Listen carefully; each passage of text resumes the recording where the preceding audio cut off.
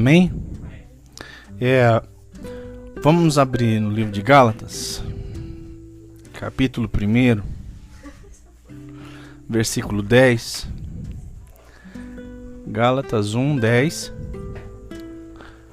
E nós vamos ler até o 24.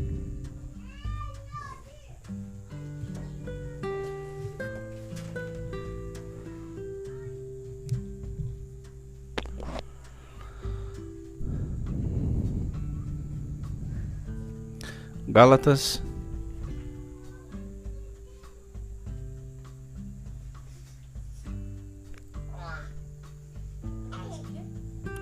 1, 10 ao 24.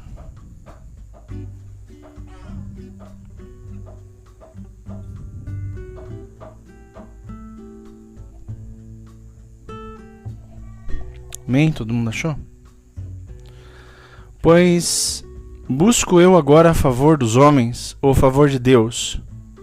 Procuro agradar os homens? Se estivesse ainda agradando aos homens, não seria servo de Cristo. Mas faço-vos saber, irmãos, que o evangelho que por mim foi anunciado não é segundo os homens. Porque não recebi de homem algum, nem me foi ensinado, mas recebi por revelação de Jesus Cristo. Pois já ouvistes qual foi outrora o meu procedimento no judaísmo, como sobremaneira perseguia a igreja de Deus e a assolava. E na minha nação excedia em judaísmo a muitos da minha idade, sendo extremamente zeloso das tradições de meus pais. Mas, quando aprouve a Deus que, desde o ventre da minha mãe, me separou e me chamou pela sua graça, revelar seu Filho em mim, para que eu o pregasse entre os gentios, não consultei carne nem sangue. Nem subi a Jerusalém para estar com os que já antes de mim eram apóstolos, mas parti para a Arábia e voltei outra vez para Damasco. Depois, passados 3 anos, subi a Jerusalém para visitar a Cefas e demorei com ele 15 dias. Mas não via nenhum dos outros apóstolos senão a Tiago, irmão do Senhor. Ora, acerca do que vos escrevo, eis que diante de Deus testifico que não minto. Depois fui para as regiões da Síria e da Cilícia. Não era conhecido de vista das igrejas de Cristo na Judéia, mas somente tinham ouvido dizer: aquele que outrora nos perseguia agora prega a fé que antes procurava destruir. E glorificavam a Deus a respeito de mim. Amém? Então, dando sequência ao que nós estamos lendo no livro de Gálatas e o que a gente, recapitulando um pouquinho do que a gente falou na semana passada a respeito de Paulo falando da Galácia, às igrejas da Galácia, a respeito do outro evangelho, a respeito de eles estarem pervertendo e se desviando da fé que outrora ele ensinou a eles em Jesus Cristo. A gente percebe que Paulo ele vai estendendo essa fala e argumentando com eles a respeito de assuntos que são pertinentes ao retorno deles para o caminho do Evangelho, para o Evangelho de Jesus Cristo. Vimos que eles se desviaram da fé em Cristo parcialmente até então. Vimos que eles foram convencidos por alguns mestres que lá estavam e que insistiam que eles deviam acrescentar à sua fé alguns preceitos do judaísmo. Nós vemos em um outro trecho que Paulo no livro de Atos, ele vai até Jerusalém em outro momento para discutir com Pedro a respeito da circuncisão, porque Pedro estava falando que a circuncisão era necessária também para os gentios. E Paulo explica que a lei foi feita para os judeus cumprirem e não para os gentios. E para aqueles que estão em Cristo, a graça basta para eles. Paulo era judeu, Paulo era filho de judeus, Paulo ele cresceu nos preceitos do judaísmo, Paulo foi fariseu de fariseus. Ele mesmo declara aqui nesses versículos que nós lemos que ele, dentre todos os da sua idade, ele era maior. Dentre todos os da sua idade, ele era o melhor. Dentre todos os da sua idade, ele era o mais instruído. Quando nós lemos isso, superficialmente, a gente de repente entende erroneamente que Paulo está se ufanando, ele está se mostrando, mas não, ele está falando, e mais para frente nós vamos ver que tudo isso para ele explica que era como esterco, que não tinha mais valor nenhum a partir do momento em que ele se encontrou com Jesus, a partir do momento em que Jesus se revela a ele no caminho de Damasco. Ele também explica a respeito das tradições que ele seguia fielmente, que era as tradições dos seus pais. Quais eram as tradições dos seus pais? Seguirem os preceitos do judaísmo. A tradição de seus pais era seguir as lições, as normas, as regras do farisaísmo.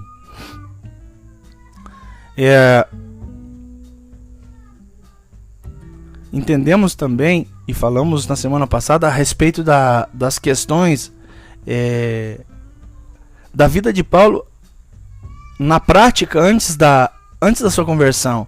Paulo sendo perseguidor de cristãos, Paulo sendo assassino, mandante de crimes de morte contra os cristãos, por achar que daquela maneira ele estava glorificando a Deus. Se nós fôssemos comparar Paulo com alguém hoje, com alguma religião hoje, nós poderíamos dizer que Paulo hoje, antes da conversão, se pareceria muito com alguém que pratica o islamismo. Por quê? Porque os mais radicais, a linha xiita do islamismo, até os sunitas, muitos deles pensam assim, que se for necessário matar por amor a Deus, por amor a Alá, né, eles matam. Então Paulo agia mais ou menos dessa forma. Ele matava por proteção da lei. Ele matava para proteger a lei, porque ele imaginava que os cristãos estavam transgredindo a lei. Mas de agora para frente nós vamos começar a entender um pouquinho o que é a graça de Deus, né? Para que ela serve, qual foi a função, por que ela veio, né? Representada na pessoa de Jesus Cristo. No versículo 10 fala: pois eu busco agora o favor dos homens ou o favor de Deus? Procuro agradar aos homens? Se estivesse agradando aos homens, não seria servo de Cristo. Qual era o que Paulo percebeu que era uma das coisas que aquelas pessoas estavam fazendo? Elas estavam querendo colocar as questões,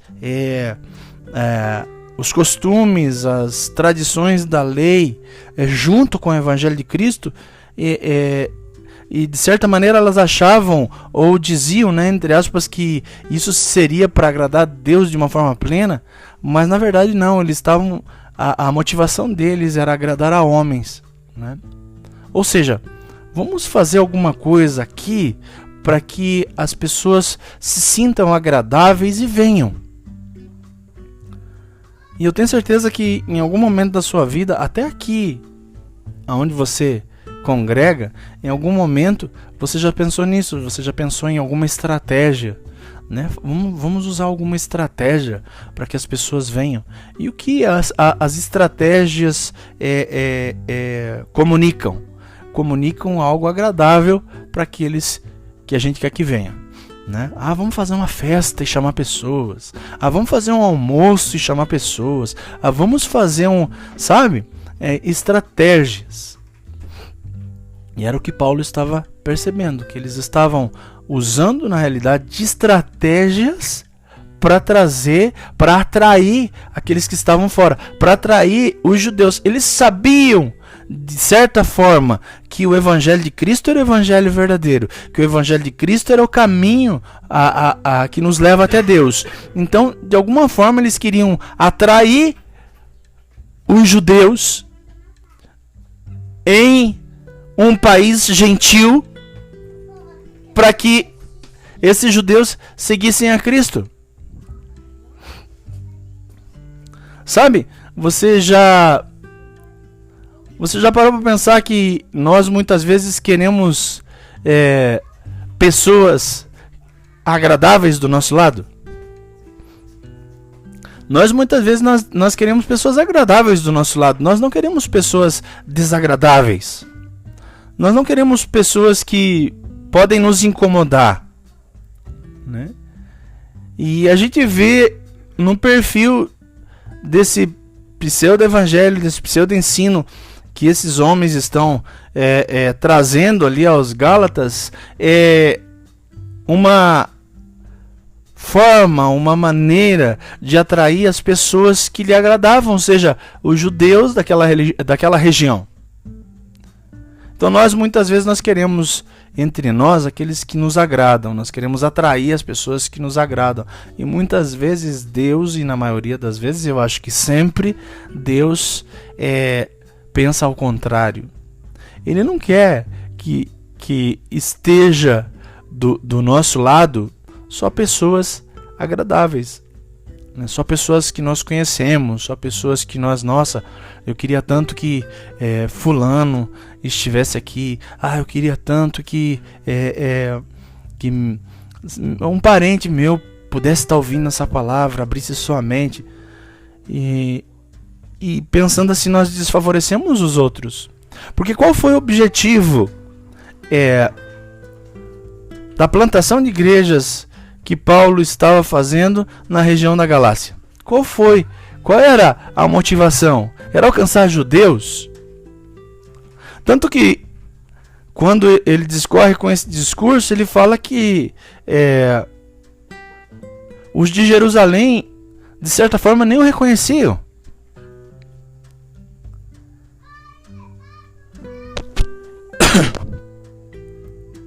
Paulo nos faz entender que durante toda a sua vida, até então, ele atinha para agradar a homens, e ele faz essa comparação. Ele está trazendo nesse texto as implicações da sua vida passada para comparar com o que aquelas pessoas estavam fazendo, pervertendo o evangelho, né? Então, o que ele quer fazer entender é que a vida toda dele foi para agradar a homens. A vida toda dele ele fez porque ele queria mostrar para as pessoas que ele conseguia, porque ele queria mostrar, sabe? Tem muitas pessoas que são assim, e esse sentimento, ele não é um sentimento ruim se a gente colocar ele aos pés do Senhor. Pessoas assim são pessoas que são pessoas de decisão, são pessoas de postura. Paulo, ele era uma pessoa de postura. Tanto era que ele se demonstra como o melhor em tudo que ele fazia. O que Paulo diz aqui é que na vida passada dele ele era o melhor em tudo que ele fazia. Só que mais para frente ele diz que tudo isso é como esterco para ele. Tudo isso não servia mais, não tinha mais valor. Sabe aquela pessoa que diz que é boa demais para Jesus? Tem uns que dizem que são ruins demais para Jesus, né? Eu sou ruim demais, então eu não... Jesus não vai me aceitar, eu fiz muita coisa má, cometi muito pecado, então Jesus não vai me querer. E tem pessoas que são ao contrário, não, eu sou bom demais para esse Jesus, né? Eu não faço mal para ninguém, eu procuro só fazer o bem. Esquecendo-se que quando chamaram Jesus de bom, ele falou assim: bom não, só uma pessoa é boa, que é Deus. Por que Jesus fala isso? Porque ele estava num corpo de carne. Jesus fala isso porque ele estava habitando em um corpo humano. O que ele quis dizer? Na minha humanidade eu não sou bom. Como Deus, sou bom, mas na minha humanidade eu não sou bom. No versículo 11 diz: mas faço-vos saber, irmãos, que o evangelho que foi por mim anunciado não é segundo os homens. Ele entendeu que ele foi liberto da escravidão, das doutrinas de homens e dos ensinos religiosos.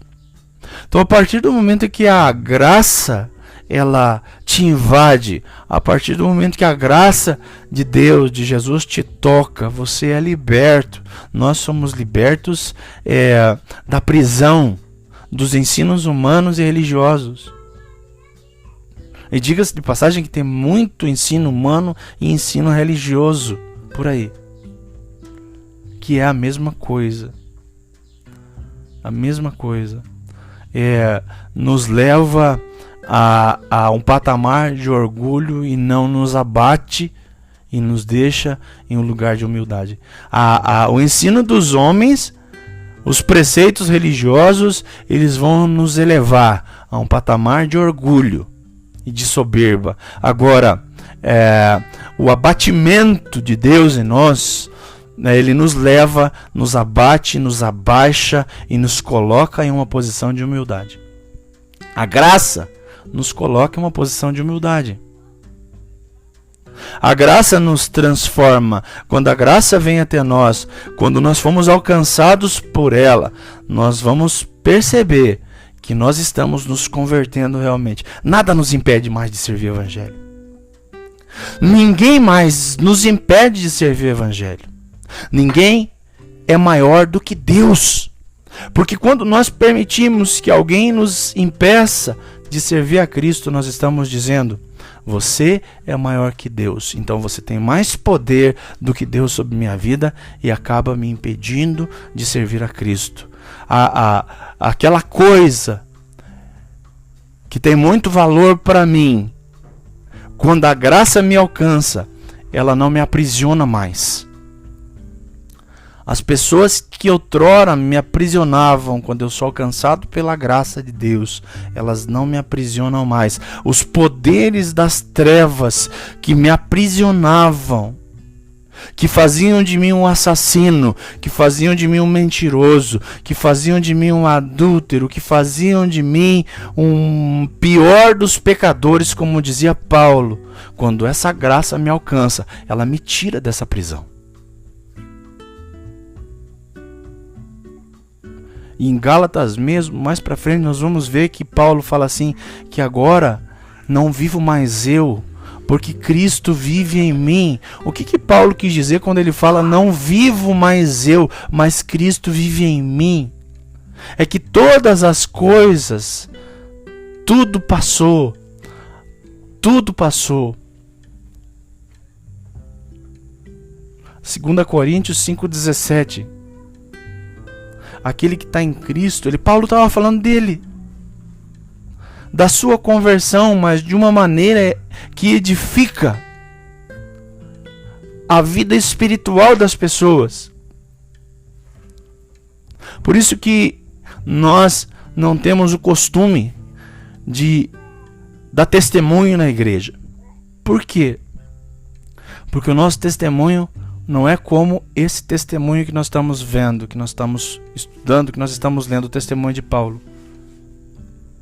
Porque quando nós queremos dar testemunho na igreja, quando muitos querem fazer isso, eles querem mostrar o que eles conquistaram.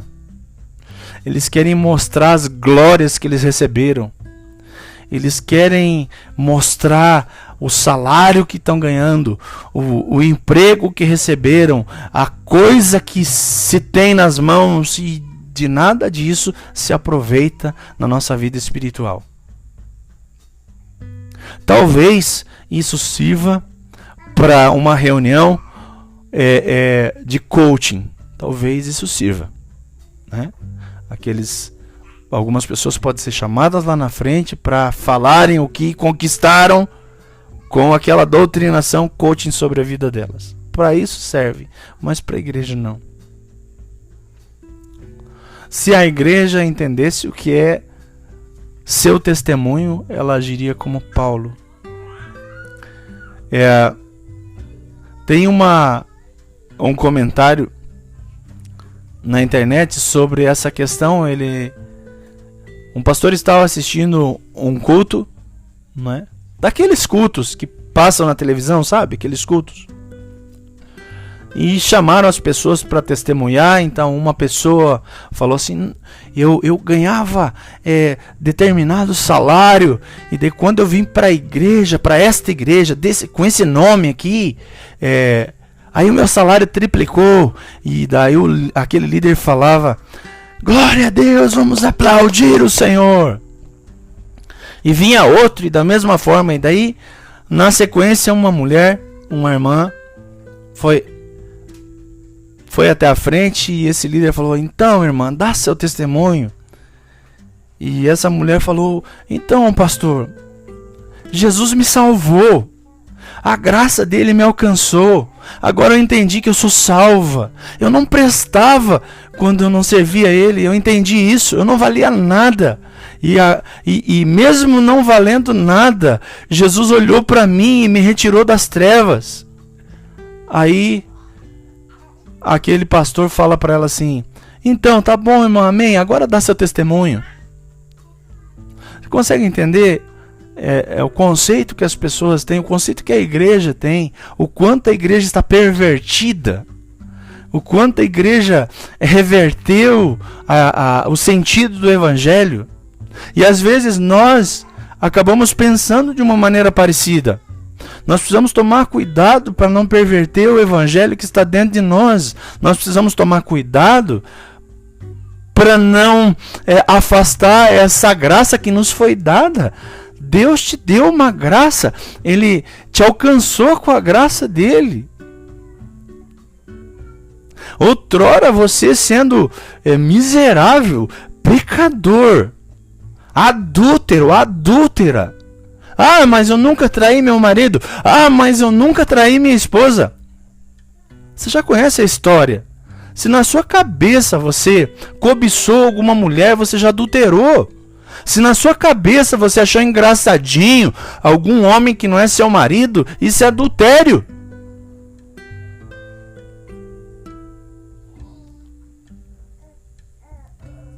E Jesus nos alerta. E ele nos alerta em um ponto intermediário entre a lei e a graça. Os 4 evangelhos. Lembre-se disso. Um ponto intermediário entre a lei e a graça. O lugar onde Jesus estava para nos alertar que daqui para frente é assim que funciona. É como se Jesus estivesse aqui e você estivesse aqui. Passando para cá. E para passar para cá, para estar na graça, você tem que passar por ele. Daí ele te avisa: ó, você andava desse jeito, não dá para andar mais. Aqui na graça não funciona assim. Aqui na graça nós não sacrificamos pombinhos. Aqui na graça não há mais sacrifício de animais. O último sacrifício foi aceito de uma vez por todas. Então na graça você anda diferente de como andava nas trevas. É diferente. Você precisa reconhecer. Esse é o primeiro ponto que Paulo nos ensina. Reconhecer quem ele era antes de Cristo. Então nós precisamos reconhecer que nós não prestávamos. Que nós éramos adúlteros, adúlteras, prostitutos, prostitutas, mentirosos, assassinos.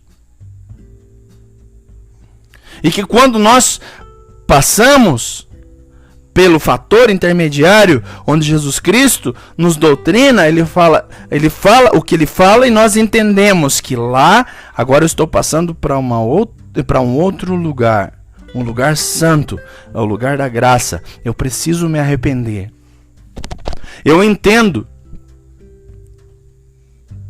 que continuo sendo pecador, mas eu preciso entender que eu não posso pecar mais. Era isso que Paulo estava ensinando.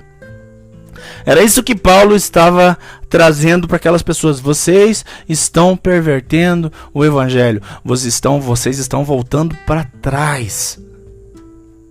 E assim não se serve a Deus. Dessa maneira não dá para servir a Deus.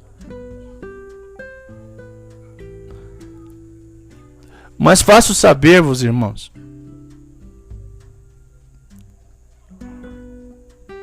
que o evangelho que por mim foi anunciado não é segundo homens.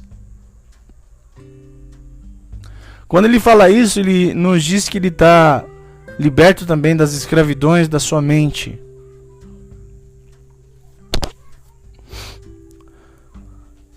Porque o que antes ele havia aprendido, ele aprendeu de quem? De quem Paulo aprendeu quando ele estava falando isso? Que tudo o que ele aprendeu foi de homens. Foi preceitos, foram ensinos e doutrinas de homens. Que não serviam e que não funcionavam para quem queria caminhar com Cristo. Então, antes dele ter um encontro com Cristo, ele tinha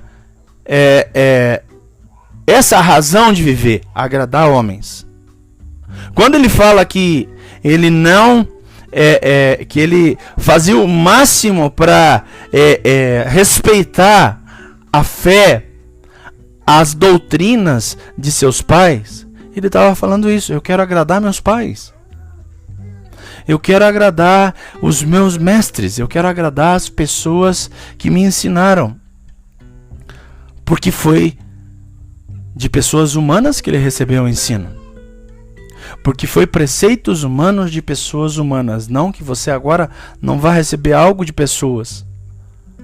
Mas dá para entender bem quando as pessoas falam e nos ensinam preceitos de Deus e preceitos de homens. Aliás, para deixar bem claro, Paulo não poderia falar isso a respeito de tudo que ele tem, porque a partir dali ele começa a ensinar sendo homem, né? Então, se fosse assim, ele teria que Cristo teria que se revelar a todos pessoalmente, mas não. Cristo se revela a ele para chamá-lo como um apóstolo às nações gentias. Porque não recebi de homem algum, nem me foi ensinado, mas recebi por revelação de Cristo. No caminho para Damasco, ele recebe por revelação de Cristo. Ele nos traz essas questões para demonstrar que agora ele não agrada mais homens. Para agora, em um determinado ponto, em uma outra carta, ele fala assim: importa agradar a Deus e não a homens. Então você não foi chamado por Cristo para agradar homens. Não foi. Mas como assim?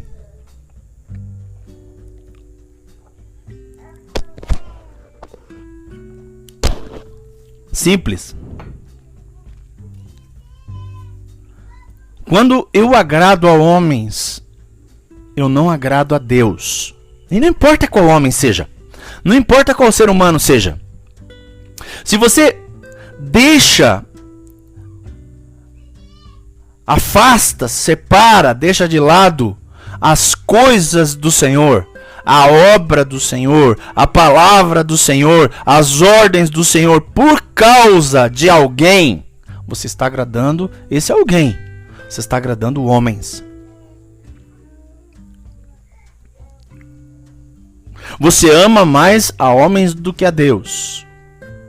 Tanto é bem claro que tem várias vezes que a gente conversa, eu com a Josi, a gente sabe, e é bem claro, e nós não temos ciúme, nós nos orgulhamos disso, de que eu não amo mais ela do que a Deus. E ela não me ama mais do que ama a Deus. Isso tem que ser claro e se tornar uma lei, se tornar uma ordenança nas nossas vidas. Você precisa parametrar, não sei se essa palavra é correta, se não for eu já criei ela. Você precisa parametrar esse teu sentimento, esse teu amor na sua vida. Se você ama mais alguém do que a Deus, você está agradando a homens. Você não está... Ou seja, sabe o que Paulo quer dizer com esse agradar? É se tornar agradável.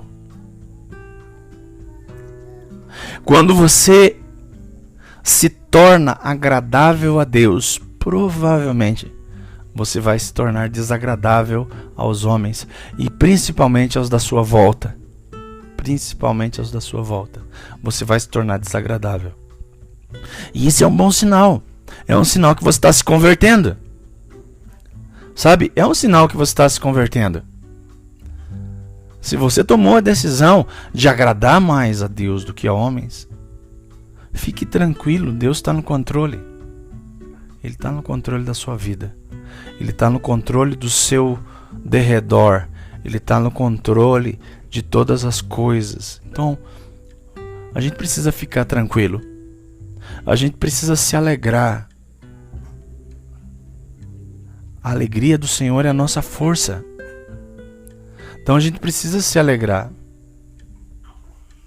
A gente leu, acho que essa semana na leitura, esse texto, não lembro? A alegria do Senhor é a nossa força. Eu lembro desse versículo essa semana que a gente leu. Então a alegria do Senhor é a tua força. Não tem por que você ficar triste com as situações que você está vivendo, se a graça te alcançou. Não tem por que você ficar irritado com as situações à sua volta, porque a graça te alcançou. Ontem aconteceu uma situação aqui em casa, não foi entre nós, não precisa se preocupar. É uma situação que me irritou muito e eu fui pra cama, deitei um pouco lá. E daí comecei a pensar a esse respeito. E isso me fez lembrar que a graça do Senhor me alcançou. Eu não preciso me preocupar. Se a graça do Senhor me alcançou, eu não preciso me preocupar. Se a graça do Senhor me alcançou, eu não preciso ficar irritado com qualquer coisa. Se a graça do Senhor me alcançou, eu não preciso ficar triste com qualquer coisa. E esse qualquer coisa não diz respeito a coisas pequenas, é qualquer coisa, pequenas ou grandes. Porque a graça dele me alcançou, e se a graça dele me alcançou, a sua alegria é a minha força. E o próprio Paulo nos ensina: a tua graça me basta.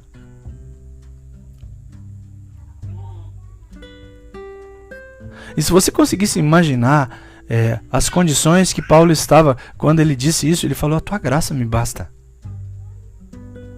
Eu não preciso, ele falou assim: eu não preciso de mais nada.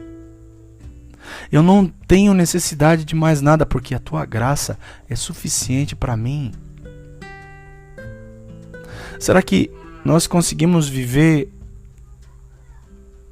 essa situação de declarar para Deus, de dizer para Deus assim: a tua graça me basta? Ah, mas eu vou perder isso e aquilo. A tua graça me basta. É como se o eu de Paulo, nesse momento, estivesse desafiando ele. Falando: Paulo, mas você vai perder isso. Você vai perder todas as suas regalias. E ele respondia para ele mesmo: a tua graça me basta. A graça do Senhor me basta. Ah, mas você vai para Roma e você vai ser morto, decapitado. A tua graça me basta. Ah, mas você vai perder seu emprego. Ah, mas se você se manifestar como cristão nesse ambiente LGBT e tudo mais, você vai ser demitido. Não importa, a tua graça me basta. Ai de mim, presta atenção. Ai de mim se não pregar o seu evangelho. E nós muitas vezes não queremos pregar o evangelho porque achamos que não fomos chamados para isso. Quem não foi chamado para pregar o evangelho? Eu acho que quem não foi chamado para pregar o evangelho, Satanás e os seus anjos. Em algumas situações e cenas da história nós vemos eles sendo usados para que a palavra fosse pregada.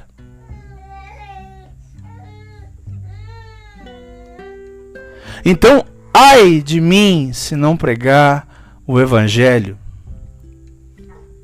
Você deveria ter esse ai dentro de você, ter essa dor. Ai de mim se não pregar o seu evangelho. Ah, mas eu vou ser discriminado. A tua graça me basta.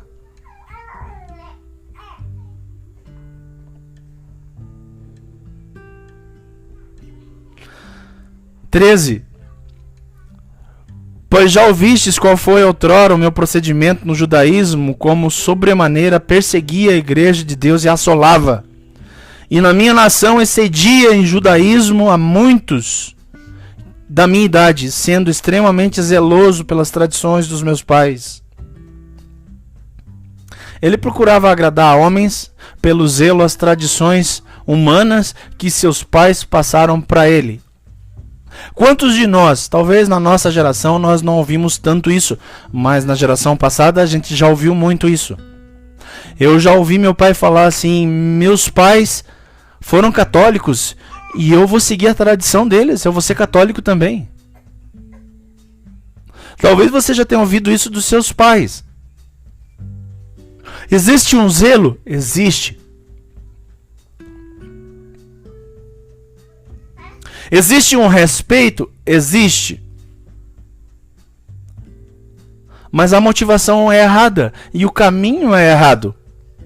E quando Paulo teve o seu encontro com Cristo, ele se percebeu nisso. Paulo quis dizer: meus pais são judeus, morreram judeus, eu vou ser judeu, seguir judeu e morrer judeu, seguindo as prescrições da lei judaica.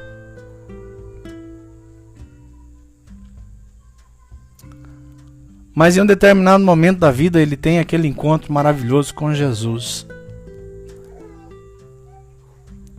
E não houve nada de espetacular a não ser a presença de Jesus naquele caminho junto a Paulo. A pergunta para nós é: nós tivemos esse encontro maravilhoso com Jesus que mudou a nossa vida? Nós tivemos esse encontro? Você teve esse encontro que mudou a sua vida? Você lembra disso? Você lembra do que Jesus fez quando ele brilhou na sua vida? Você lembra da ordem que ele deu? Você lembra dele ter te dito que te feito uma pergunta: por que você me persegue?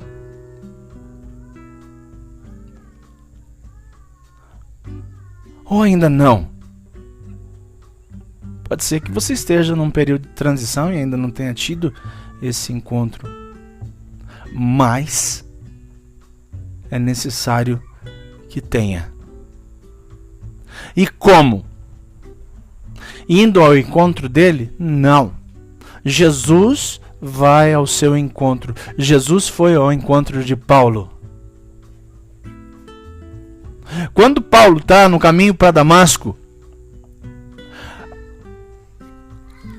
a ordem que ele recebeu no seu interior, a direção que ele tinha era de ir encontrar Cristo? Não. Paulo estava indo para Damasco para continuar perseguindo outros cristãos que estavam incomodando os judeus de lá. Então, o que acontece? O que aconteceu naquela situação? Ele foi encontrado por Jesus. Ele foi achado por Jesus. Lembram da letra da música? Ser achado nele. Muitos por aí estão tentando encontrar Jesus sem entender que é Jesus que quer encontrá-los, sem entender que precisam ser achados por Jesus.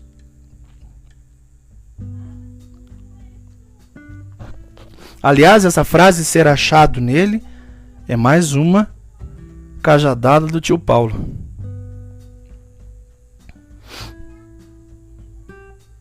Então ele procurava agradar aos homens pelo zelo às tradições dos seus pais.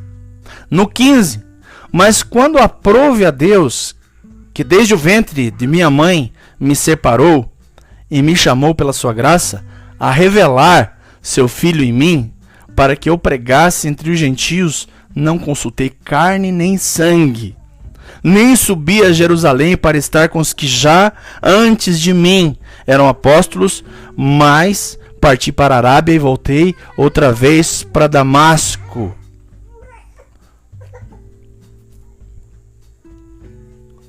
Mais uma lição para nós.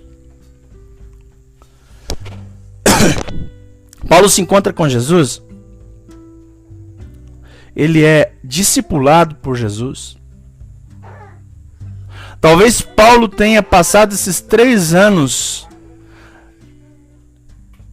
representando o doutrinamento apostólico que os discípulos, que os 12 passaram também com Jesus, que foi 3 anos sendo doutrinados. E em um determinado momento, Paulo ele entende de Deus que ele precisava voltar para Damasco. Ou seja, olhar para trás, para não se esquecer nunca mais de quem ele era e em quem ele se tornou. E nós muitas vezes não temos esse momento. Você já pensou, já parou para pensar, já teve esse momento na sua vida de olhar para trás? E bendito é, feliz é quem está começando agora, porque está fresco e aprende agora a olhar para trás, para ver quem era e quem é agora. Então Paulo, voltando para Damasco, simboliza olhar para trás, voltar para aquele lugar onde ele estava indo para matar cristãos. Ele estava indo para perverter o que Jesus estava fazendo naqueles lugares, o que a obra de Jesus, através de alguns santos, estava fazendo naqueles lugares. Então, muitas vezes nós precisamos voltar atrás, olhar para trás, olhar para lembrarmos de onde nós estávamos pervertendo o Evangelho de Cristo, indo contra tudo que se chamava Deus. E agora, fazendo isso, vemos onde Deus nos colocou. Você vai ver, é importante essa lição, porque quando nós olhamos para trás e vemos quem nós éramos, e esse para trás pode não ser 15 anos, 10 anos, 15 anos, 20 anos, 30 anos para trás. Pode ser 2 anos, 1 ano.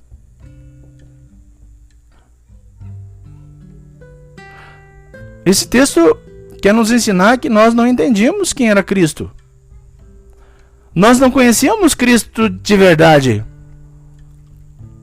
Que nós estávamos na posição daqueles falsos mestres que estavam ensinando as igrejas da Galácia, falando heresias, dizendo blasfêmias. Esse olhar para trás nos faz entender que dentro de nós ainda há orgulho, que dentro de nós ainda há soberba e que nós precisamos ser abatidos por Deus e humilhados para lembrar quem nós somos e realmente ter o entendimento de ter tido esse encontro com Jesus, ou entender que Ele vai nos encontrar.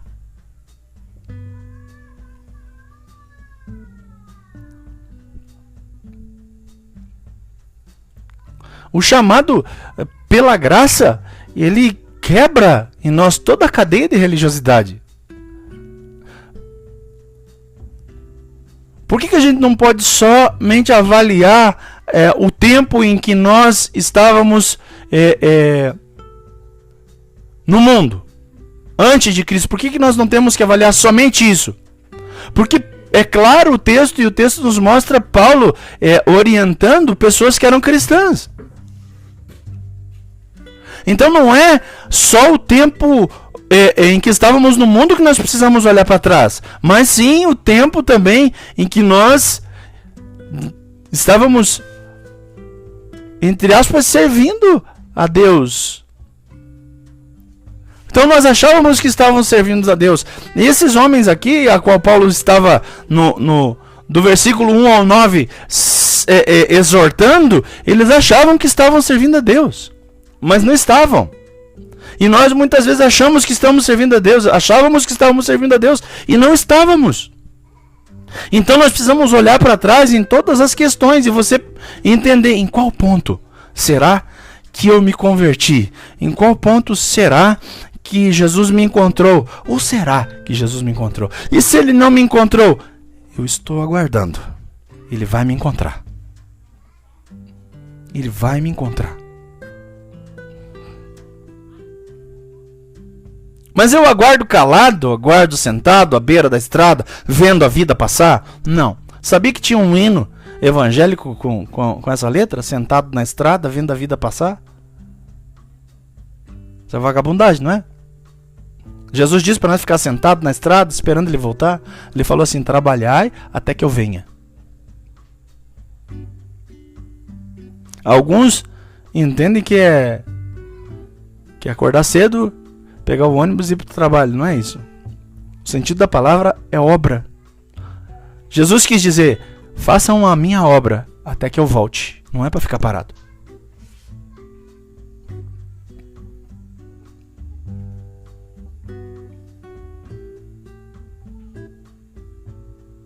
Então é para nós ficarmos assim? Não. É para trabalhar até que ele venha.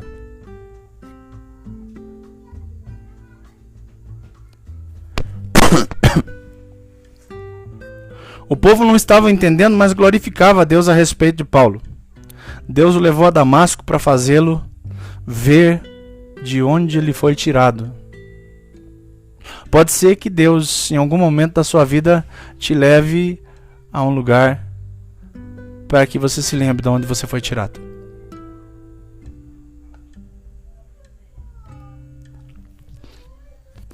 Então a primeira lição que esses 14 versículos querem nos ensinar é que nós vivemos, nos movemos e existimos para Deus e não para homens. Então você vive, se move e existe para Deus e não para homens. Você precisa entender isso. Quando você entender isso, a chave vira. Quando você entender isso, a graça do Senhor te basta. Você não troca nada por Deus. Nada. Porque se a salvação é pela graça por intermédio da fé,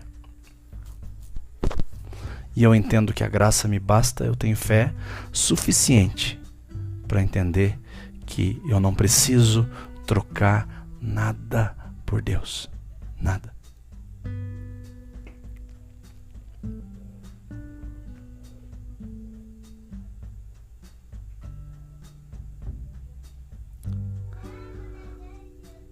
Veio para o que era seu e os seus não receberam. João 11. Mas todos quantos o receberam, aos que creem em seu nome, deu-lhes poder de se tornarem filhos de Deus. Todos quantos o receberam, vírgula, aos que creram em seu nome. Muitos o receberam, mas não creram em seu nome. Por isso que a gente não faz mais aquela pergunta do passado de quem quer aceitar Jesus. Primeiro que Jesus não tem complexo de inferioridade, ele não tem necessidade de ser aceito. É nós que precisamos ser aceitos por ele. Porque é ele que nos busca. é Ele que nos encontra, é Ele que nos acha.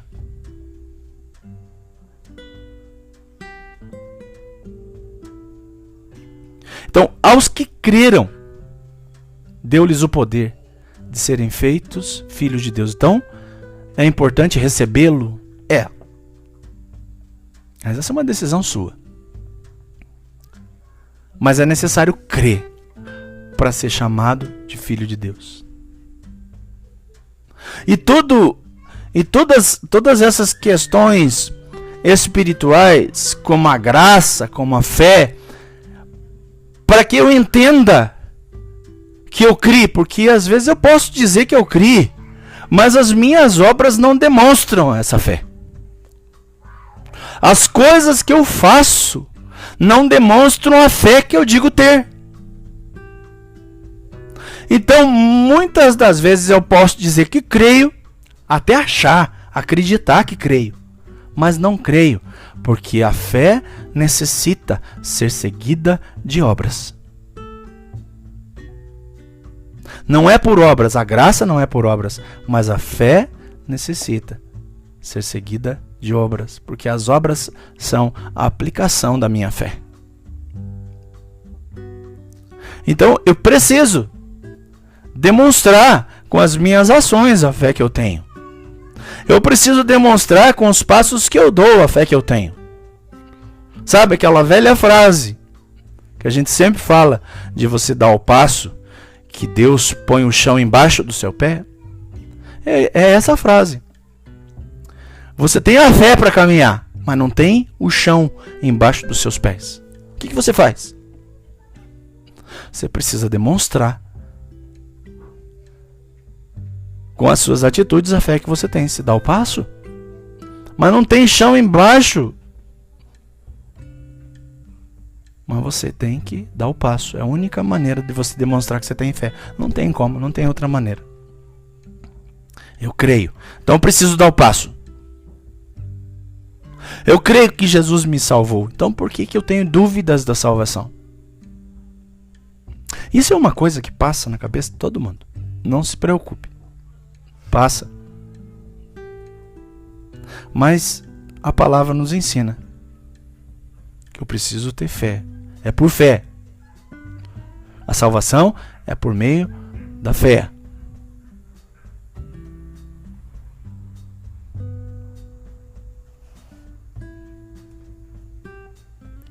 Por meio da fé. Então, nele vivemos. Nele existimos.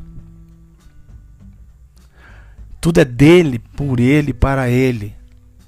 Você já viu algum momento dos textos bíblicos, você já leu algum texto falando que tudo é para o homem, pelo homem? Tudo é por intermédio do homem? É tudo dele, por ele, para ele. Dele quem? Jesus. Então, se é tudo dele, por ele, para ele, avalie se você vive pela graça. Avalie se você está agradando a Deus ou se você está agradando a homens. Amém? É isso que a gente queria. Que Deus está trazendo para nós essa manhã. Amém? Deus abençoe.